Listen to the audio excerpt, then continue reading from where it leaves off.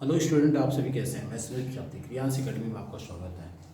पिछली क्लास में हम लोगों ने उदाहरण वास्तविक संख्या के जो उदाहरण वाले सवाल थे विविध उदाहरण के, उसका हमने क्वेश्चन किया था और मैंने आपको बताया भी था कि आगे हम लोग का बहुविकल्पी का एक लेसन बचेगा और जिसमें लगभग आपके 14 सवाल हैं और हमने कुछ सवाल आपके नोट कर दिए हैं जिससे समय बच जाए हम लोग का और जिससे क्लास जल्द से जल्द शुरू कर लें।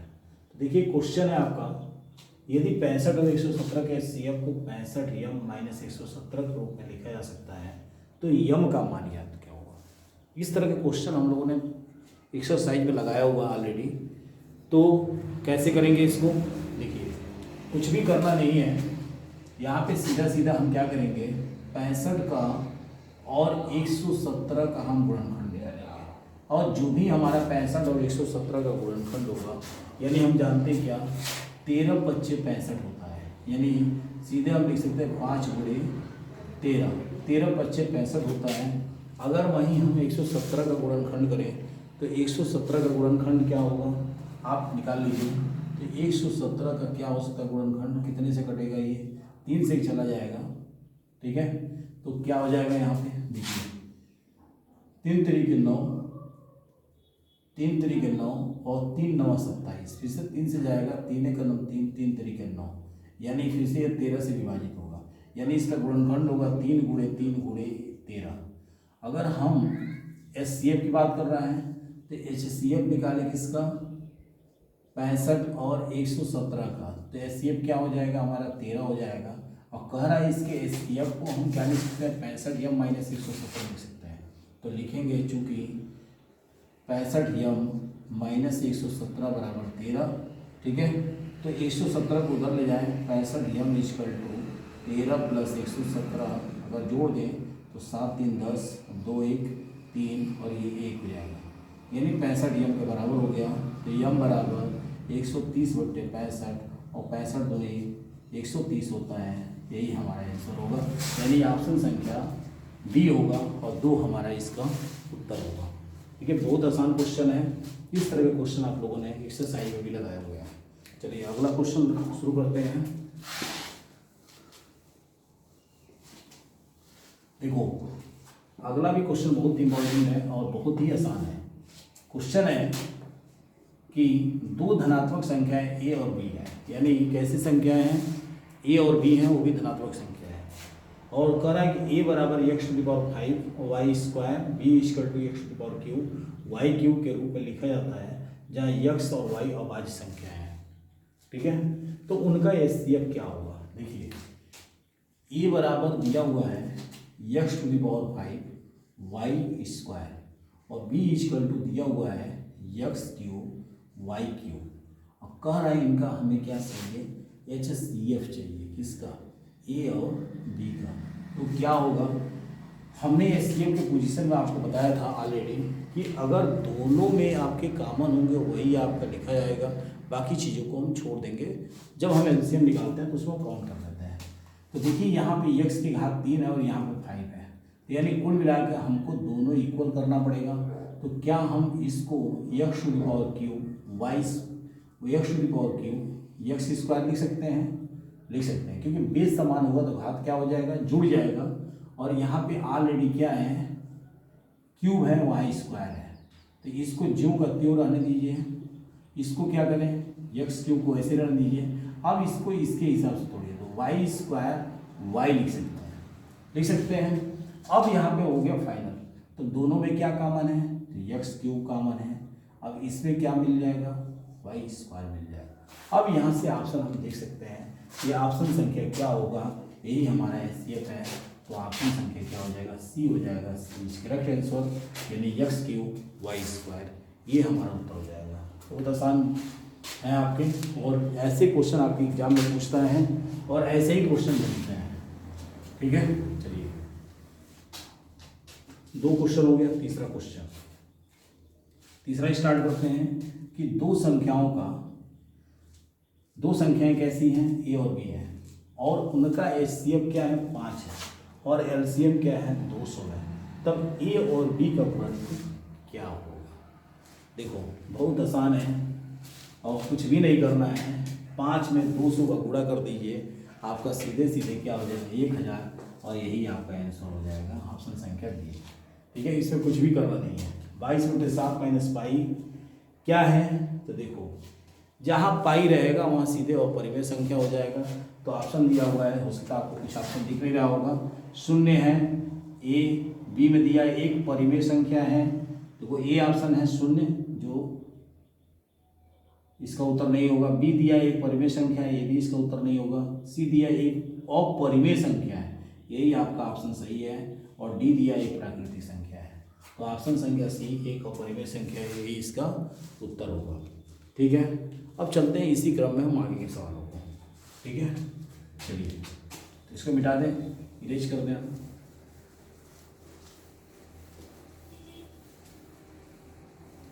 4 सवाल हो गए, 5वां है, 5वां में लिखते हैं। देखो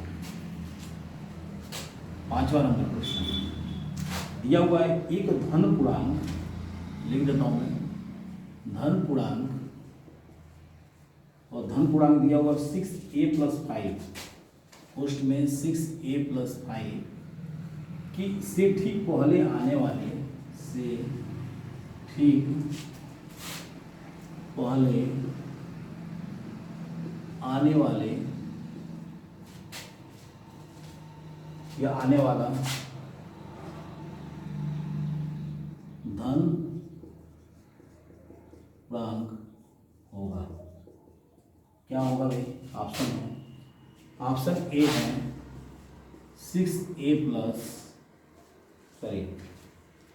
5a+4, बी है आपका 6a+4, और सी है आपका 15a+5, और डी है आपका 5a+6। अब देखो यहाँ पे कितना आसान है क्वेश्चन। क्वेश्चन दिया है धन पूर्णांक 6a+5 से ठीक पहले आने वाला धन पूर्णांक होगा। एक्चुअली क्या है, जब ये स्टार्ट हुआ होगा तो क्या होगा a+1, ठीक है, ऐसे कर करके एक कंडीशन ऐसी आई होगी कि 6a आया होगा, उसका 6+1, 6a+2, 6a+3, 6a क्रम में है, 6 इसी के आगे 6a+4, 6a+5। तो कह रहा है ठीक इससे पहले आने वाला धन पूर्णांक क्या होगा, तो ठीक इससे पहले आने वाला धन पूर्णांक क्या होगा, 6a+4 होगा, तो यही इसका करेक्ट आंसर होगा। ठीक है, देखो बहुत आसान है, बहुत इजी है, कुछ भी भारी नहीं है। चलिए अगले सवाल पे चलते हैं, अगला सवाल हम करते हैं। अगला क्वेश्चन है छठा, अपरिमेय संख्या है। तो छठा क्वेश्चन है अपरिमेय संख्या है। ऑप्शन दिया हुआ है ए 22/7, बी है पाई, सी है आपका 0.69, और डी है आपका 6/5/√6, 16। देखिए हमने कहा था जब अपरिमेय आए और जहाँ भी आपको पाई दिखे सीधे आपका करेक्ट आंसर यही हो जाएगा। तो अपरिमेय संख्या आपका क्या है, पाई वाला है, सीधे सीधे आपका जवाब यही होगा और कुछ भी नहीं होगा। चलिए इसी क्रम में हम आगे चलते हैं। 7वां नंबर क्वेश्चन है, यही लिख देता हूँ। 7वां नंबर क्वेश्चन की संख्या 4√3 है। 7वां नंबर है, संख्या 4√3 है। तो क्या है भाई संख्या, ऑप्शन दिया हुआ है ए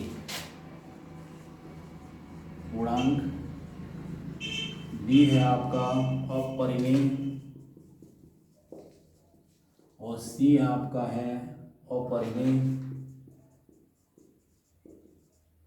ठीक है, और डी आपका है इनमें से कोई नहीं, यानी नॉन ऑफ दीज। ठीक है, नॉन ऑफ दीज। देखो भाई हमने आपको ये भी बताया था कि जब भी अपरिमेय की बात होगी तो अगर रूट में अगर कोई वास्तविक कोई भी संख्या हो, अगर उसका पूर्ण रूप से वर्गमूल नहीं बनता हो, पूर्ण रूप से वर्गमूल नहीं बनता हो, तो वो भी हमारी क्या होती है, अपरिमेय संख्या होती है। अब √3 का पूर्ण रूप से वर्गमूल तो होगा नहीं, डेसिमल में आएगा, इसलिए ऑप्शन संख्या सी हमारा करेक्ट आंसर हो जाएगा। ठीक है, तो यानी 7 नंबर क्वेश्चन समाप्त कर लिए हैं। अब चलते हैं 8वें नंबर पे। 8वां नंबर का क्वेश्चन बहुत इंपॉर्टेंट है।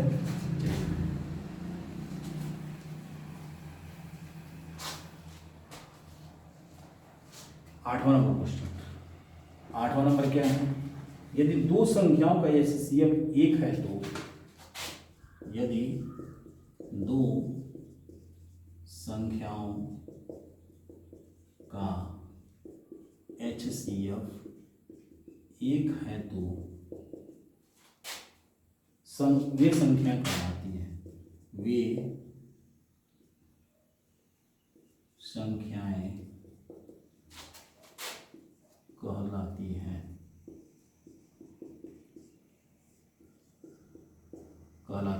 वे संख्या कहलाती हैं। ऑप्शन संख्या है ए, दिया हुआ है यमज। यमज का मतलब होता है जुड़वा। यमज का मतलब क्या होता है, जुड़वा। ठीक है, अभाज्य, बी है आपका ऑप्शन सहअभाज्य,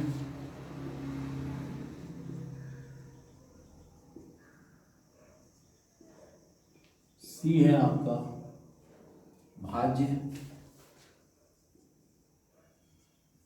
और डी है आपका संपूर्ण संख्या।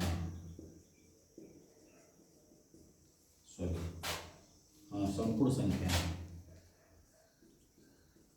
अब देखो, अब यहाँ पे क्या होगा, यदि दो संख्याओं का HCF 1 हो तो वे संख्याएं होंगी।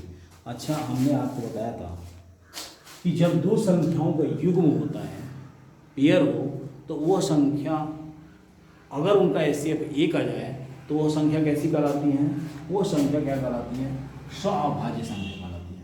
तो वही दो संख्या है, जैसे मान लो हम एग्जाम्पल के तौर पे ले लें, जैसे हमने 5 और 6 का ले लिया, अगर हम इसका HCF निकालें तो क्या हो जाएगा, यानी इसका HCF अगर हम निकालें तो सीधे सीधे इसकी वैल्यू 1 हो जाएगी। कैसे, अगर 5 का गुणनखंड करें तो 1 × 5 लिख सकते हैं, 6 का गुणनखंड करें तो 2 × 3। अगर हम इनका HCF निकालें तो क्या होगा, HCF इसका 5 और 6 का, देखो दोनों में कॉमन होना चाहिए, तो 1 का गुणा हम यहाँ कर दें, यहाँ पे सीधे सीधे 1 हो गया।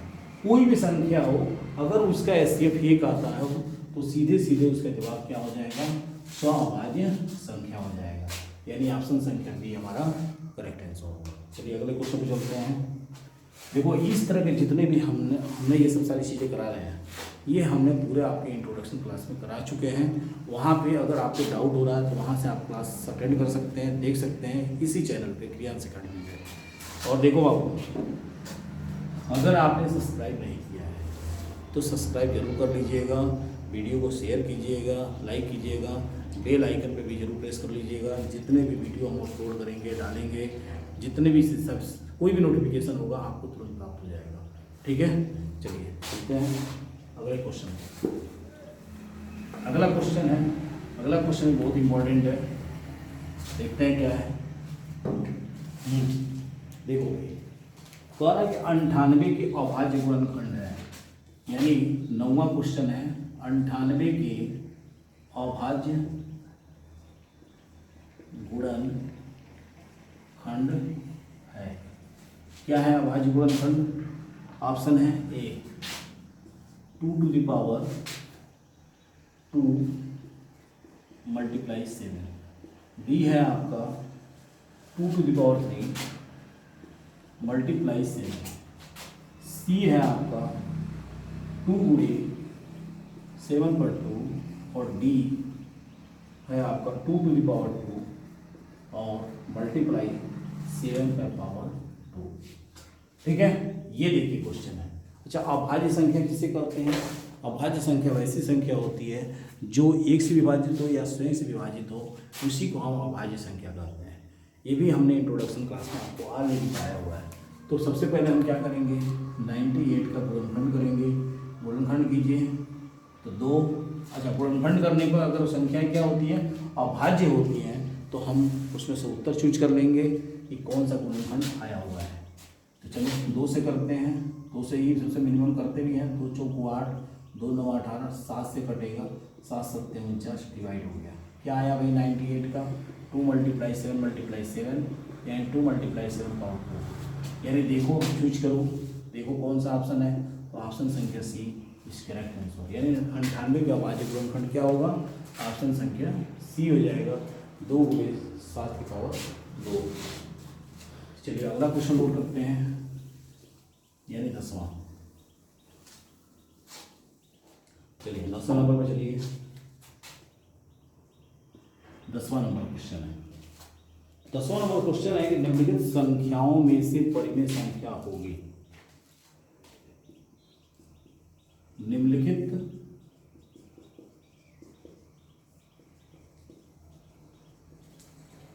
संख्याओं में से परिमेय संख्या होगी। परिमेय संख्या होगी, क्या होगी भाई, ऑप्शन नोट कीजिए। ऑप्शन है √5, बी है √1 और सी है √1 + 4/9 और ऑप्शन संख्या डी है √2.5। ठीक है, ये है। अब देखो भाई सबसे आसान है कि निम्नलिखित संख्याओं में परिमेय संख्या है। अब हमने आपको एक चीज़ सिंपल बताया था, पाई आएगा तो सीधे देख लेना अपरिमेय है। फिर से हमने क्या कहा था, अपरिमेय देखने के लिए कि अगर √ पे वैल्यू है, अगर उनका पूर्ण रूप से वर्गमूल नहीं निकल पाता है तो वो भी अपरिमेय संख्या है। तो यहाँ पे देखो ये वाला पोर्शन अपरिमेय है, ये वाला अपरिमेय है, ये अपरिमेय है, क्योंकि 9 × 9 = 6, 9 × 4 = 13, 13/9, 13 फिर से करने में रह जाएगा, 3 बाहर हो जाएगा। अब एक है, एक का वर्गमूल कुछ भी हो जाए एक ही रहेगा, तो इसलिए ऑप्शन संख्या हमारा क्या हो जाएगा, ऑप्शन संख्या बी करेक्ट आंसर होगा, यानी √1 परिमेय संख्या होगी। तो इसी क्रम में हमारा 10 क्वेश्चन समाप्त हो गया है, 4 क्वेश्चन और हैं, 4 क्वेश्चन हम अगली क्लास में करेंगे। तब तक के लिए धन्यवाद, वीडियो को ज़्यादा से ज़्यादा शेयर कीजिए। मिलते हैं अगली क्लास में उन 4 क्वेश्चनों को लेके।